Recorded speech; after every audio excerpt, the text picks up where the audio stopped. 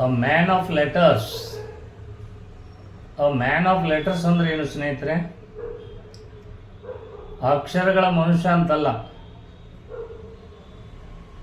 A man of letters ಅಂದರೆ ಅ scholar R N author, ವಿದ್ವಾಂಸ ಅಥವಾ ಲೇಖಕ ಅಂತ ಅರ್ಥ.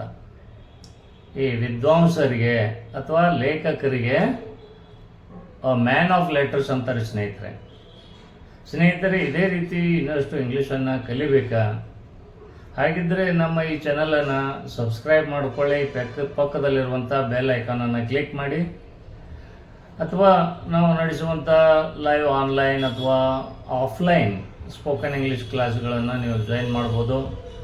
ಅಥವಾ ನಾನು ಇಂಗ್ಲೀಷ್ ಕಲಿಯಲು ಬರೆದಿರುವಂಥ ಎಲ್ಲ ಪುಸ್ತಕಗಳು ನಿಮ್ಮ ಹತ್ತಿರದ ಪುಸ್ತಕದ ಅಂಗಡಿಯಲ್ಲೇ ಸಿಗ್ತಾವೆ. ಅವುಗಳನ್ನು ಖರೀದಿಸಿ ಕೂಡ ನೀವು ಇಂಗ್ಲೀಷ್ ಕಲ್ತ್ಕೋಬೋದು ಸ್ನೇಹಿತರೆ.